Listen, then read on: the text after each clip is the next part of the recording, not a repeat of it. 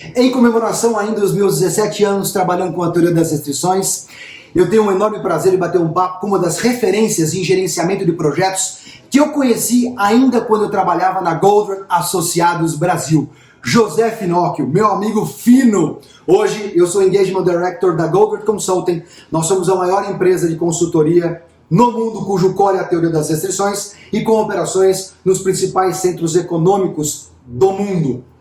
O Finocchio bateu um papo comigo e trocou um pouco de experiências de como foi no dia a dia, cicatrizes, sangue nos olhos dele, Finocchio e eu, da teoria das restrições no ambiente de gerenciamento de projetos. Então, vem comigo.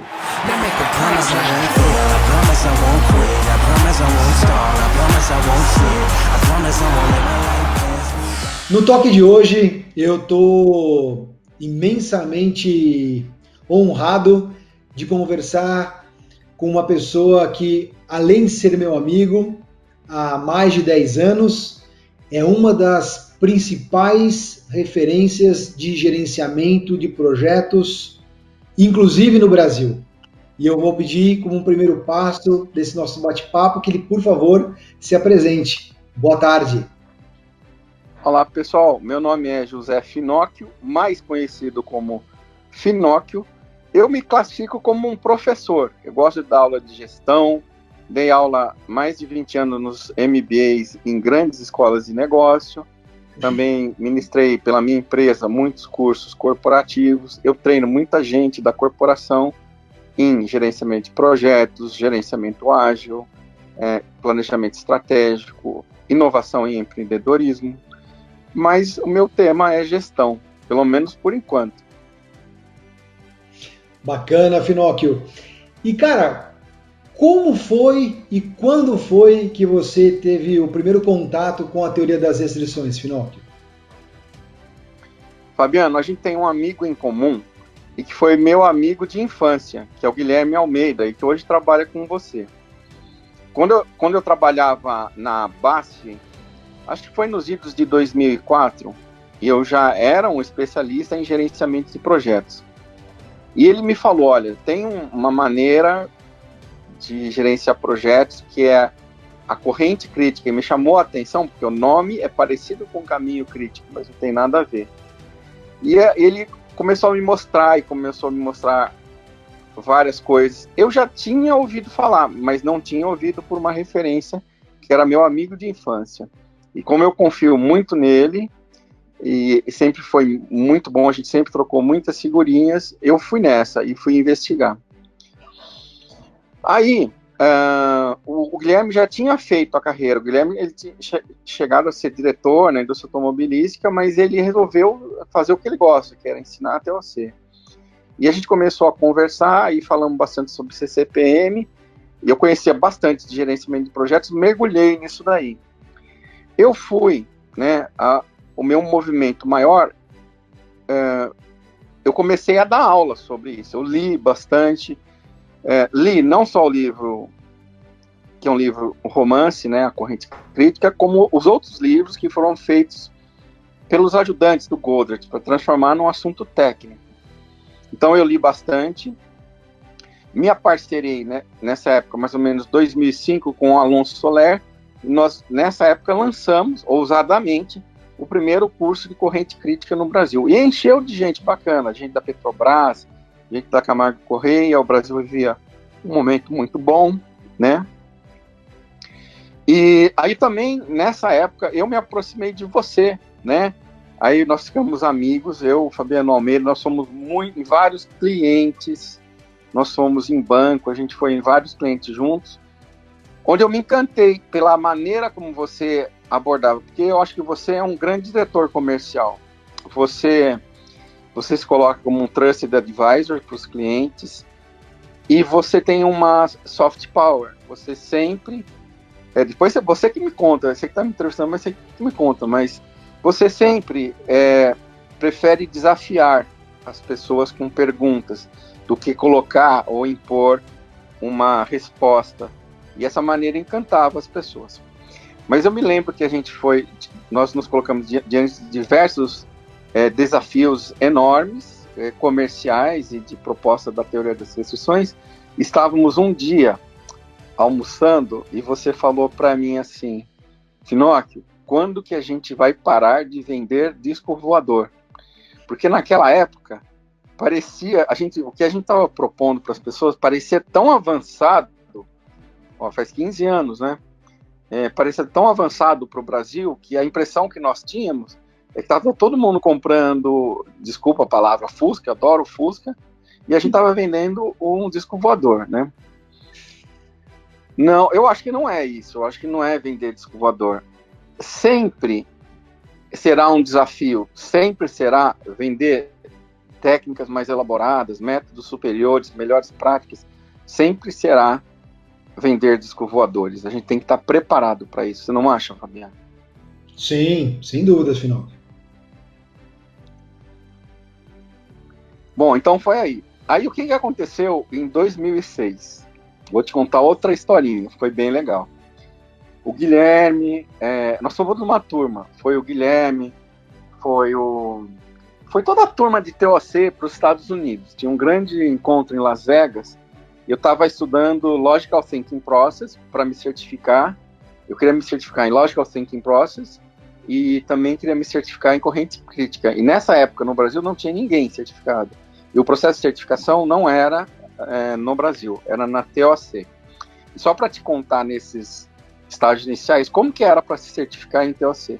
Você tinha que fazer uma prova que demorava 2 dias. Você ia num dia, ficava 8 horas, fazia no papel, pergunta no papel, folhas, nivelando o projeto no papel. Aí você mandava, isso era mandado para um professor universitário que já tinha que ser um professor doutor, que já tinha aquele título, era corrigido, demorava 3 meses para corrigir, e saiu o resultado. E graças a Deus eu passei, né? Mas o que foi mais marcante nisso daí, e que estava o Guilherme de testemunha, a gente estava num grande almoço e a gente chegou atrasado. E a gente não estava enturmado, né? Todo mundo lá, toda a inteligência do negócio, 600 pessoas, nós sentamos numa mesa, sabe? Que fica os desgarrados e os desagregados. Sentamos na mesa, estava esperando chegar o show, de repente, chega um velhinho aqui, ele se apoia no meu ombro, assim, ele apoia no ombro, põe o cachimbo, bate na mesa, assim, tá. E aí, garoto? Falou, e aí, garoto? Tudo bem? Era o Goddard, sentou do meu lado. O Guilherme falou assim, que eu tremia, tremendo com a mão, assim. Sentou o almoço, ele foi almoçou do nosso lado, né?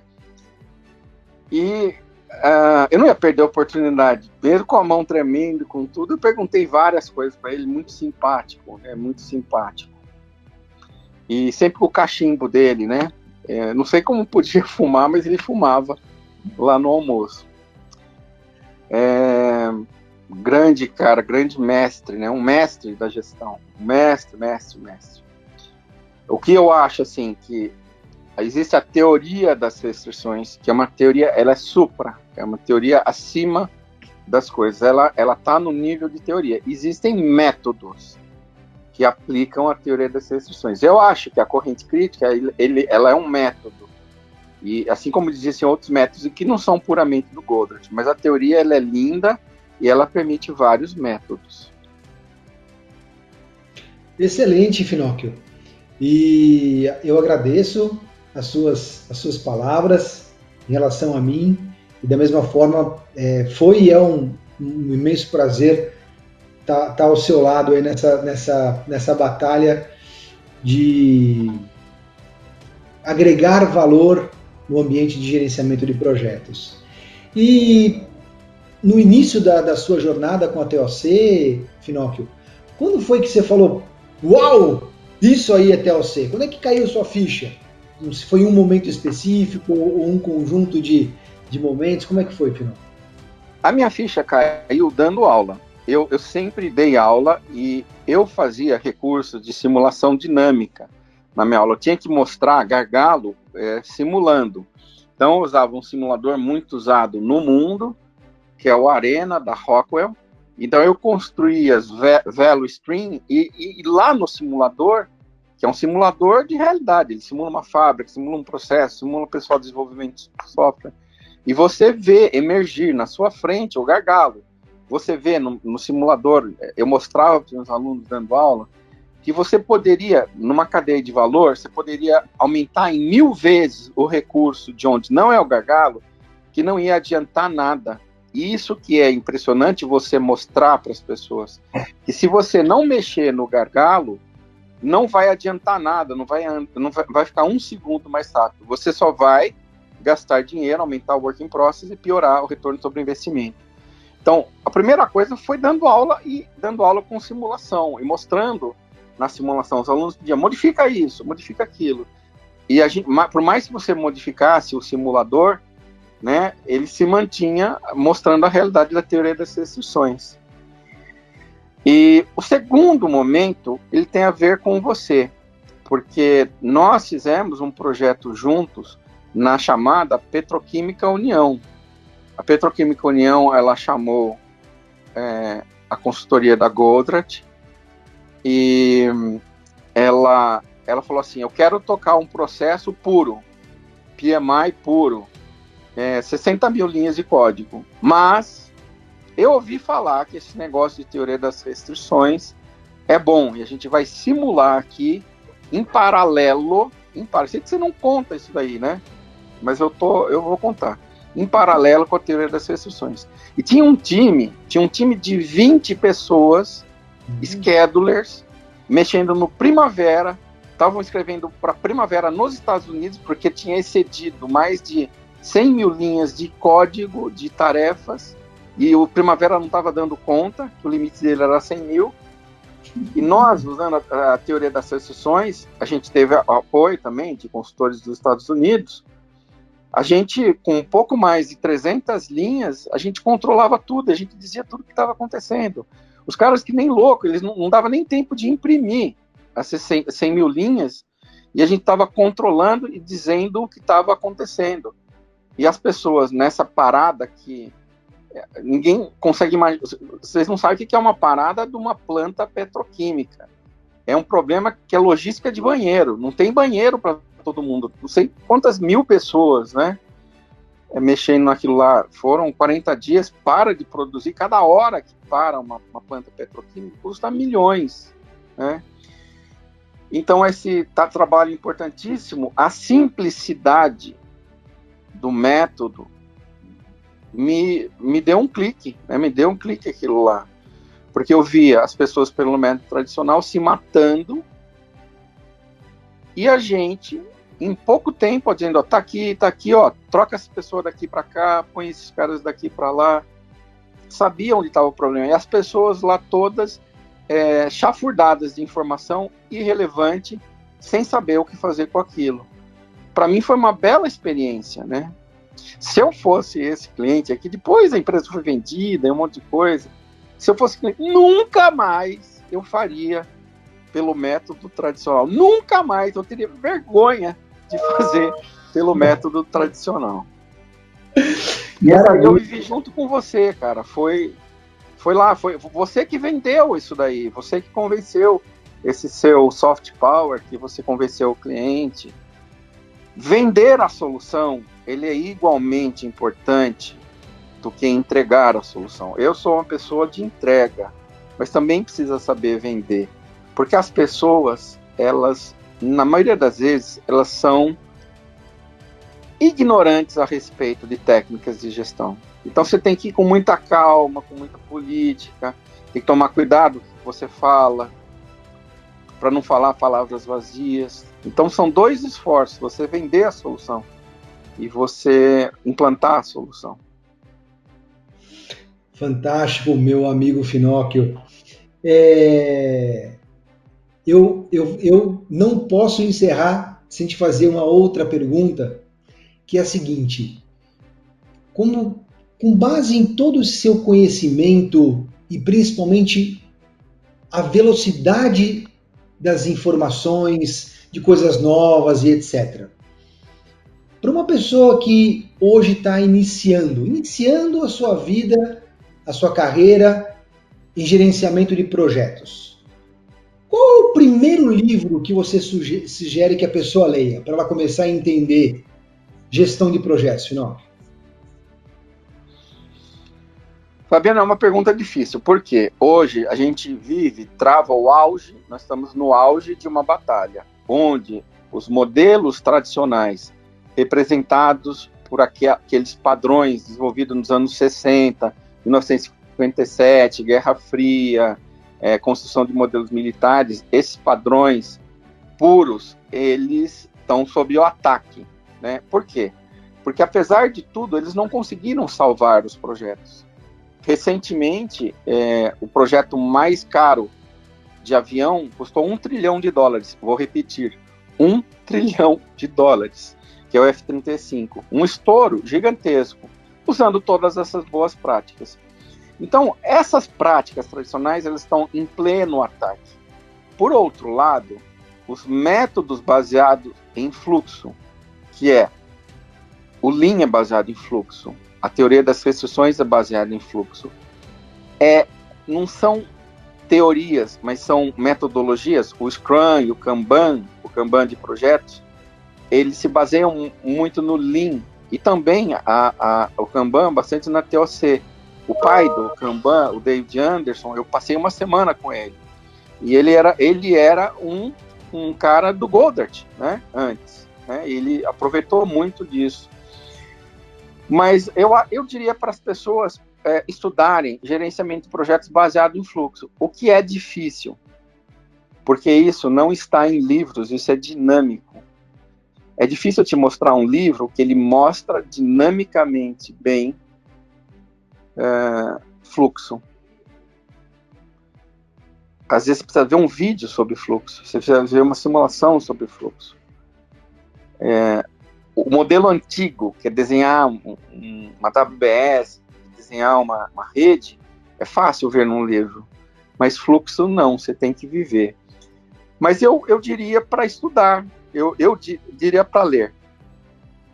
A meta, número 1, a meta. Eu acho que a corrente crítica, a pessoa, se ela não entender a meta, ela não vai entender muito legal. Lê um livro do Thomas Colbert, que é aquele lá da bússola, né, que mostra a contabilidade de ganhos. Porque esse é o sentido. Por que a gente usa TOC?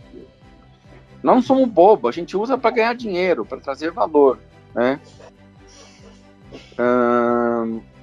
Eu acho que o romance da corrente crítica, ela tem uma boa dose de abstração, e para o cara que é técnico, ele não tem alguns conceitos técnicos de fluxo, eu acho difícil de ler esse livro, primeiro. Ele pode ler, mas depois que ele conquistar algumas coisas. Eu leria também livros sobre Kanban. Eu leria também livros atuais, como do rapaz lá da Spotify, né, que é Lean from the Trenches, Lean das trincheiras, né? Ele fala muito de fluxo, Kanban. Poderia ler o livro do David Anderson, que se chama Kanban. Todos esses métodos, eles são compliant com a TOC, né? Eles podem não ser compliant com um dos métodos da TOC, mas TOC full, né? E você só entende Kanban se você entende TOC. Por que você faz um quadro Kanban? Porque fica visual, você vê o acúmulo de work in process, e que é o indício do gargalo. Então, todos os métodos novos, se a pessoa entender esse livro, a meta, entender esse livro do Thomas, porque as pessoas perguntam assim, por que eu vou implantar um método ágil? Meu filho, você tem que implantar um método ágil para aumentar o throughput da sua organização, é só isso. Tem outra razão a não ser esse animal? É porque você precisa pôr no currículo, que você precisa fazer coisa mais rápida? Não, animal, você tem que aumentar o throughput. Enquanto você não entender isso, você não pode ler livro nenhum. Lê esse livro aí do Thomas e lê a meta, tem que aumentar o throughput. É isso, número 1 que a pessoa tem que aprender. Depois, ela aprende as outras técnicas. E o pior, Finocchio, é que as pessoas que assistiam esse vídeo vão achar que a gente combinou tudo isso. A gente não. O Finocchio é uma granada do bem. O Finocchi é o cara seguinte, se você não tiver interesse numa resposta genuína, não faça a pergunta para o Finocchi, porque ele vai responder. É isso aí. É isso aí. Finocchi, um imenso prazer em falar com você. Eu agradeço muito as suas palavras, agradeço muito o seu tempo, sei que sua agenda é bastante complicada. Muito obrigado, Finocchi. Obrigado você, Fabiano. Um grande abraço, viu? Muito sucesso aí nos seus projetos. Você merece e você é um cara do bem. I'm so proud of you and I just wanna share the love. I'm so proud of you and I just wanna share the love.